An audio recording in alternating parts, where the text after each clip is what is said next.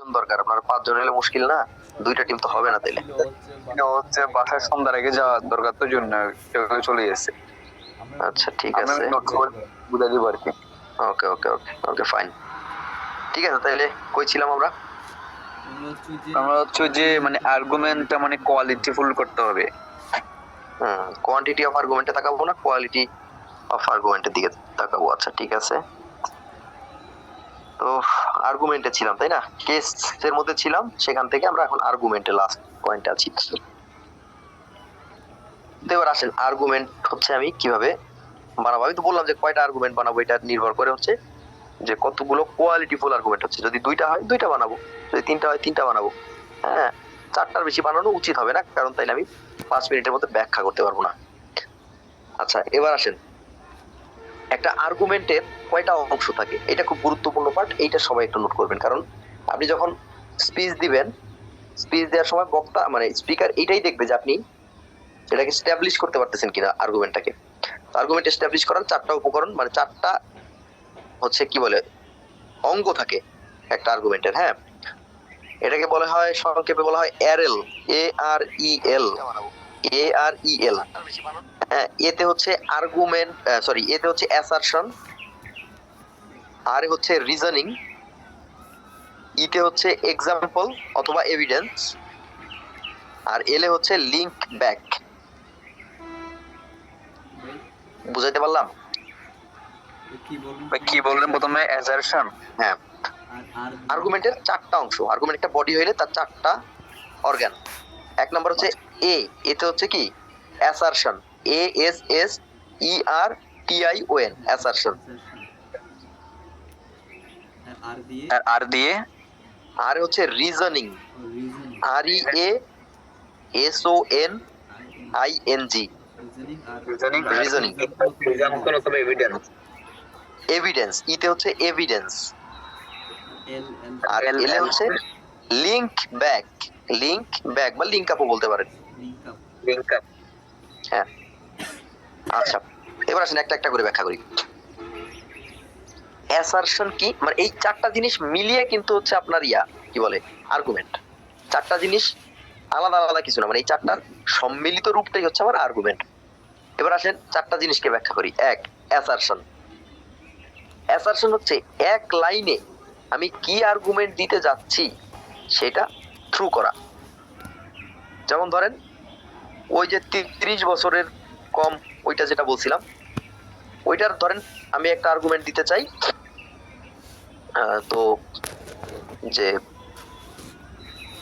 প্রথম আর্গুমেন্ট আমার 30 বছরের কম যারা, তারা যুবক, অর্থাৎ যুবকদের দেশপ্রেম বৃদ্ধদের তুলনায় বেশি থাকে, সুতরাং যুবকদের জন্য আমি হচ্ছে সংসদে সংরক্ষিত আসন রাখবো। এই যে এক লাইনে বলে দিলাম যে কেন যুবকদের জন্য রাখবো, কারণ তারা বেশি দেশপ্রেমিক বৃদ্ধদের তুলনায়। এক লাইনে থ্রু করে দিলাম না, এটা হচ্ছে কি অ্যাসারশন।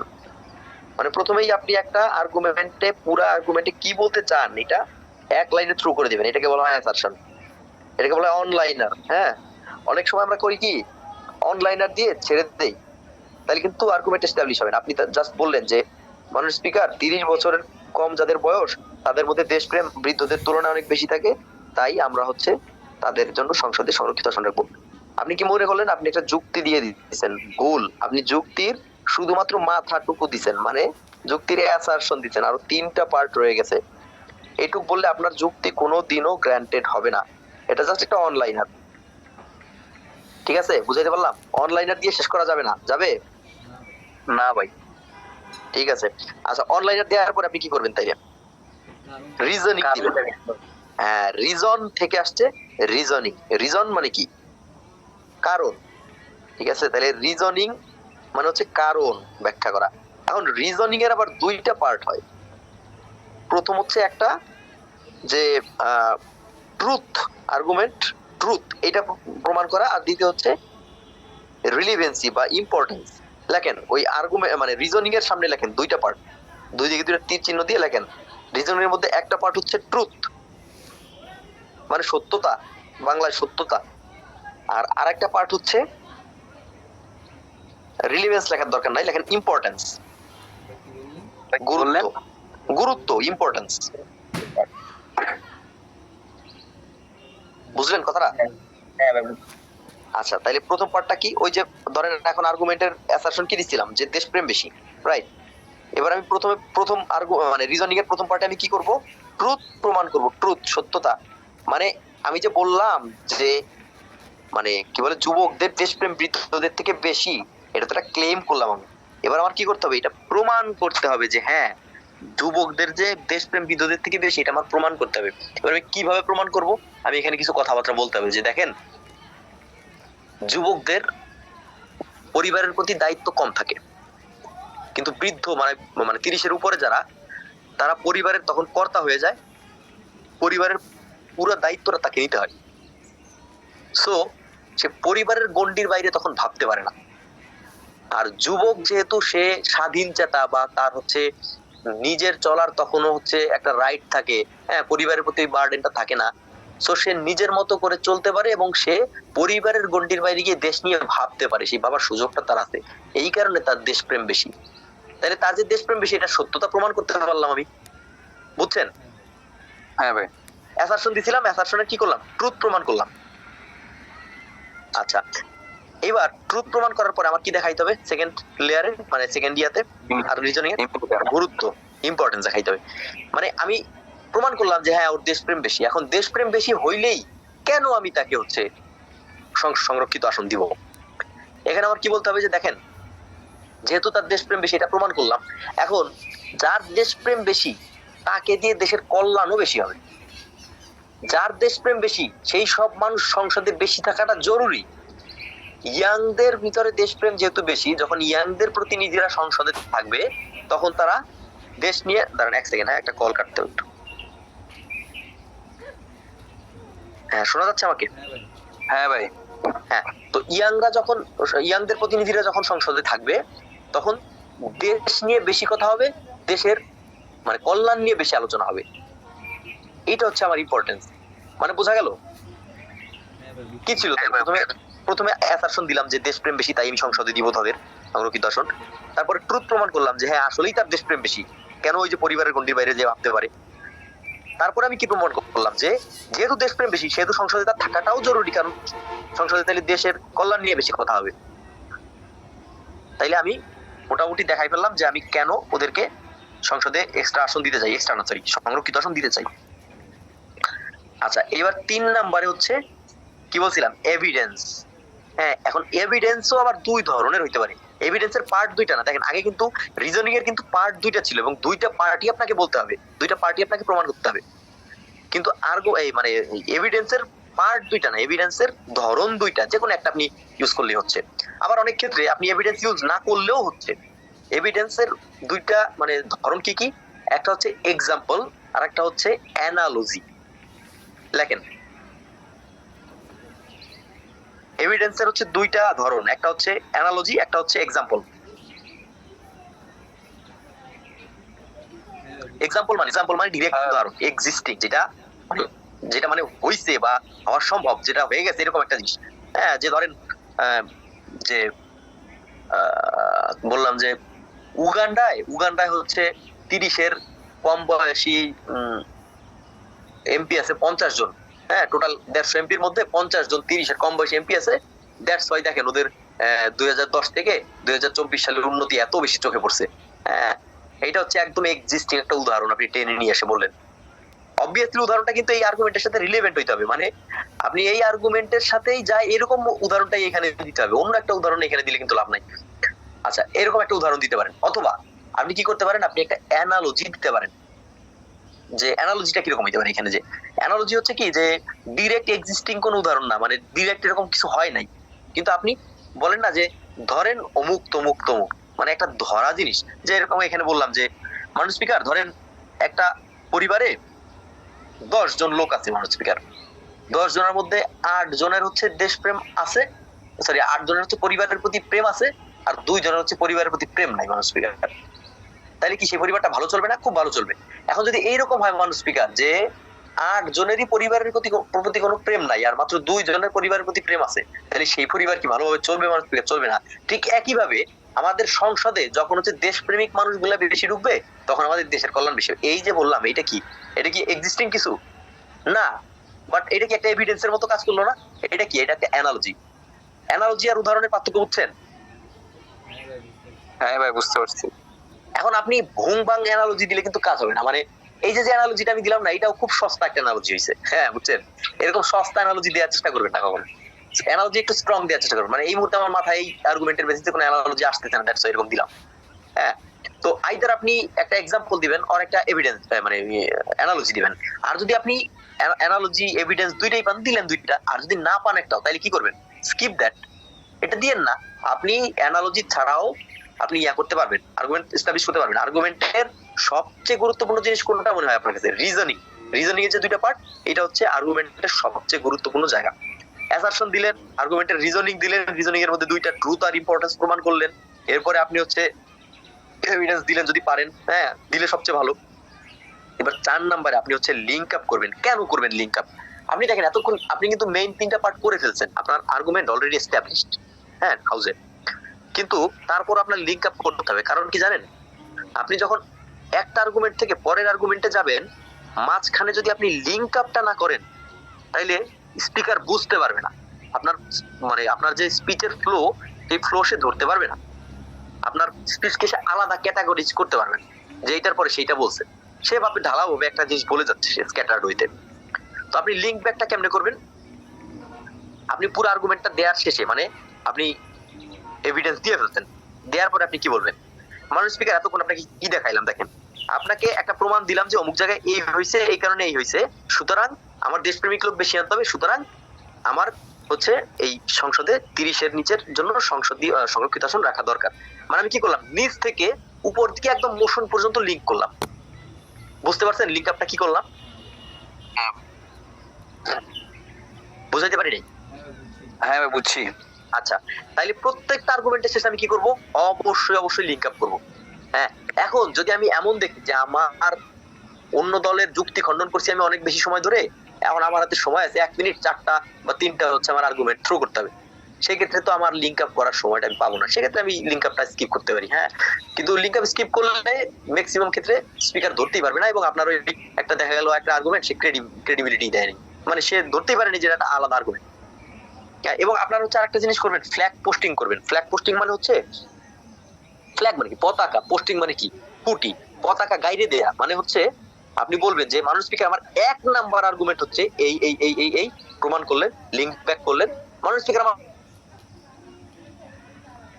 2 নাম্বার আর্গুমেন্ট এই, মানুষ স্পিকার আমার 3 নাম্বার আর্গুমেন্ট হচ্ছে এই, যে বললেন না যে 1 নাম্বার 2 নাম্বার 3 নাম্বার, এগুলো হচ্ছে ফ্ল্যাগ পোস্টিং। তাইলে না খুব সহজে সে আলাদা করতে পারবে। এই ফ্ল্যাগ পোস্টিংটা জরুরি। এই ফ্ল্যাগ পোস্টিংটা না করলে আপনার বক্তব্য মনে হবে একটা ঢালাও ভাবে আপনি একটা প্যারাগ্রাফ করে গেলেন, হ্যাঁ এরকম মনে হবে। তো ফ্ল্যাগ পোস্টিংটা করবেন। তো এতক্ষণ ধরে যা যা যা যা বললাম, একটু মানে প্রথম থেকে একটু একজন বলেন তো, মানে কি কি বললাম এতক্ষণ ধরে? বলেন, একদম প্রথম থেকে বলবেন।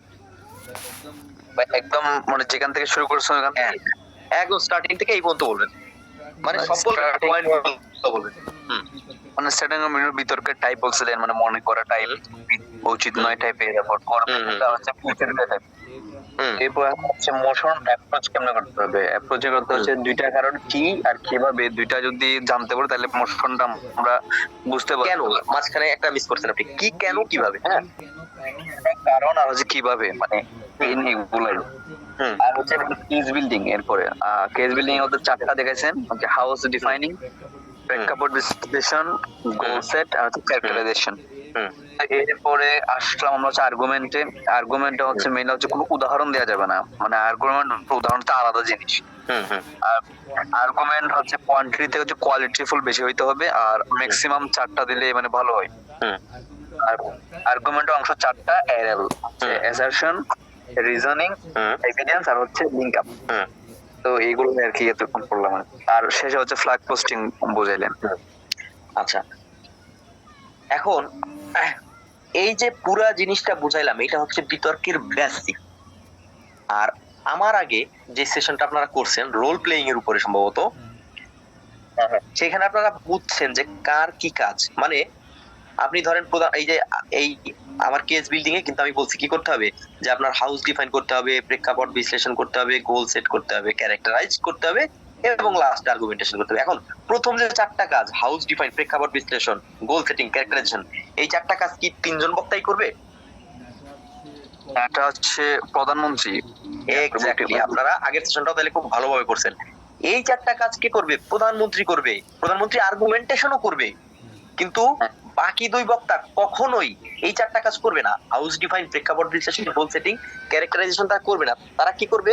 যদি দরকার হয় বক্তব্যের প্রয়োজনে তারা এগুলার রেফারেন্স টানবে, যে এইটা আমরা বলছি এইটার থেকে এইটা এইটা এইটা, কিন্তু তারা কখনোই নতুন করে এই জিনিসগুলো আবার করবে না। বা ধরেন আপনি, আপনার প্রধানমন্ত্রী একভাবে ক্যারেক্টারাইজ করে গেছে, ওই দল এসে এমন ভাবে কুপকাত করছে, আপনি করলেন কি ক্যারেক্টারাইজেশন এসে বদলাই দিলেন না, বদলাইতে পারবেন না। রেদার আপনার প্রধানমন্ত্রী যেটা বলছে ওইটাই আপনার ডিফেন্ড করে যাইতে হবে। বুঝলেন আমার কথাটা? হ্যাঁ ভাই। আচ্ছা দাঁড়ান এক সেকেন্ড, আর একজন জয়েন করতে চাচ্ছে। কি ব্যাপার, জয়েন দিলাম হারাই গেল? না, জয়েন হয়েছে। আচ্ছা, তো ফ্লো হারাই ফেলছি, কি বলতেছিলাম?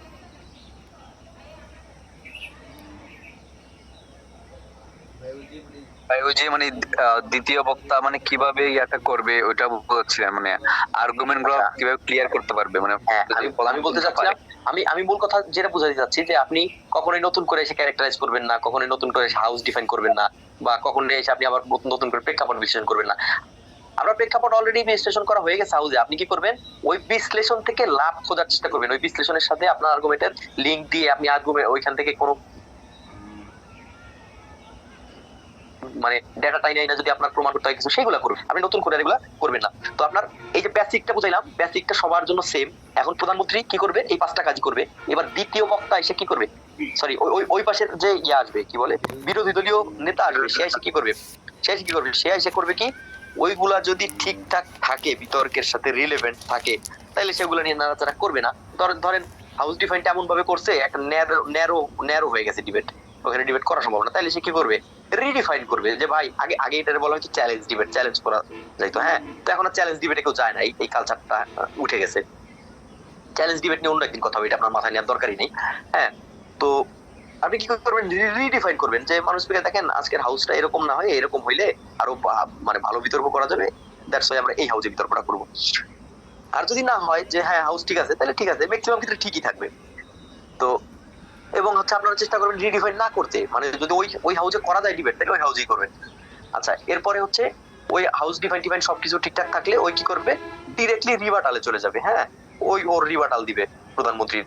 এবার হচ্ছে ও নিজের কেসটা বিল্ড আপ করার চেষ্টা করবে, নিজের কেসের এগেইনস্টে যুক্তিগুলো দিবে। এরপরে এই পাশে যে দ্বিতীয় বক্তা, সে এসে কি করবে? সে এসে প্রথম চারটা কাজ স্কিপ করে যাবে, মানে প্রেক্ষাপট, হ্যাঁ, তারপরে কি বললাম, গোল সেট, ক্যারেক্টারাইজেশন, এগুলো স্কিপ করে সে ডিরেক্ট চলে যাবে কোথায়? ডিরেক্ট চলে যাবে আইদার রিবাটালে, মানে ওরা যা বলে গেছে সেটা রিবাট করবে, অর সে কি করবে? কি বলে এটা, মানে রিবিল্ড করবে। হ্যাঁ, রিবিল্ড মানে কি? মানে আপনার প্রধানমন্ত্রী যেটা বলে গেছে ওইটা তো হ্যাম্পার করে গেছে বিরোধী দলীয় নেতা, রাইট? যেই জায়গাটাতে হ্যাম্পার করছে, যেই যুক্তিগুলা দিয়ে হ্যাম্পার করছে, সেই যুক্তিগুলার বিপরীত কথা বলে আপনার কেসটাকে আবার পুনরুজ্জীবিত করতে হবে। বুঝতে পারতেছেন কথাটা? রিবিল্ড, হ্যাঁ, আপনি রিবিল্ড করবেন। হ্যাঁ, আপনি ডিরেক্ট প্রধানমন্ত্রী যা বলছে ওগুলো আবার বলবেন না। আপনি কি করবেন? আপনার প্রধানমন্ত্রী যে কথাগুলো বলছে সেই কথাগুলা বিরোধী দলীয় নেতা দ্বারা যেই জায়গায় ক্ষতিগ্রস্ত হয়েছে, সেই জায়গাগুলোকে হিল করবেন, রিহিলিং করবেন, রিপেয়ার করবেন। যে ও যেটা বলছে মানুষ স্পিকার, বিরোধী দলীয় নেতা, সেটা আসলে ওই রকম না, সেটা আসলে ওই রকম। হ্যাঁ, বা এটা দিয়ে আসলে এটা ভাঙে না, কেমনে ভাঙে না সেটা দেখান। জাস্ট ক্লেম করলে হবে না, কিন্তু ব্যাখ্যা করে বুঝাইতে হবে। এভাবে রিকনস্ট্রাক্ট বা রিবিল্ড করবেন, আপনার কেসটাকে পুনরুজ্জীবিত করবেন, এবং হচ্ছে ওর কেসের এগেইনস্টে আপনি কথা বলবেন। আবার ওই দলের দ্বিতীয় বক্তা এসে কি করবে? আপনি যে জায়গায় ওর কেসটাকে ভাঙছেন সেই জায়গাটাকে রিবিল্ড করবে, এবং ও হচ্ছে আবার আপনি যে জায়গায় রিহিল করছিলেন, হ্যাঁ, রিকনস্ট্রাক্ট করছিলেন, ওই জায়গাটাকে আবার ভাঙার চেষ্টা করবে। বুঝতে পারতেছেন খেলাটা কেমনে চলবে? আবার থার্ড স্পিকার এসে কি করবে?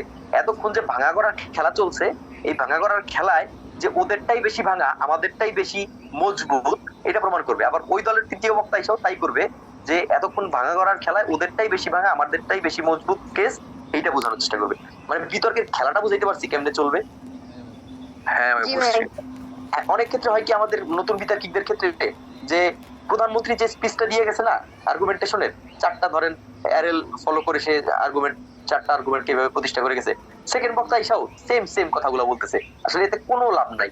আপনি রাদার কি করবেন, আপনার কেসটাকে কই কই ভাইয়ে গেছে সেখানে রিহিল করেন, সেই জায়গাটাকে আপনি মলম লাগান, হ্যাঁ, এবং হচ্ছে ওর কেসটাকে আরো ভাঙেন। এটা হচ্ছে আপনার মূল কাজ। আপনার ওই রিপিট করা আপনার কাজ না। আবার ওই পাশে আপনি যদি বিরোধী দলীয় উপনেতা থাকেন সেখানেও সেম, আপনি বিরোধী দলীয় নেতার কথা রিপিট করবেন না, আপনি রাদার প্রধানমন্ত্রীর যেই যেই ভাঙে কথাগুলা উপপ্রধানমন্ত্রী ইয়া করে গেছে, রিহিল করে গেছে, এগুলাকে আপনি আবার ইয়া করেন, ভাঙেন, হ্যাঁ, আর আপনার নিজের কেসে আবার জোড়াতালি লাগান। এটা হচ্ছে আপনার কাজ। এবং তৃতীয় বক্তার কাজ কিন্তু জোড়াতালি লাগানো না, জোড়াতালি লাগাইতে পারে সে, হ্যাঁ, দেখা গেছে একদম বিতর্ক ভাঙা করা খেলতে খেলতে একদম শেষ পর্যায়ে চলে গেছে যে এখনো ভাঙা। রিফাত, হ্যাঁ হ্যাঁ রিফাত উদ্বল বল। সেশনটা আর কতক্ষণ লাগবে? আই ডোন্ট নো, এখনো রিবাটালে যাইতে পারি নাই, চাইলে শেষ করা যায়। শেষ কর, একটু কুইকলি শেষ করতে হবে। 15 মিনিট। 9 মিনিট। আচ্ছা আচ্ছা তাহলে বলছিলাম, দুটো সেশনটা একটু ক্লোজ কর, আমি একটু কথা বলবো, ফোনে একটু কথা আছে একটু। না অন্য ফোনে তো ওরা জয়েন আছে, তুই কেটে দে। মানে আমি ফোনে কথা বলবো তোর সাথে, একটু কথা আছে একটু। আচ্ছা ঠিক আছে ঠিক আছে ঠিক আছে। এটা লিভ কর।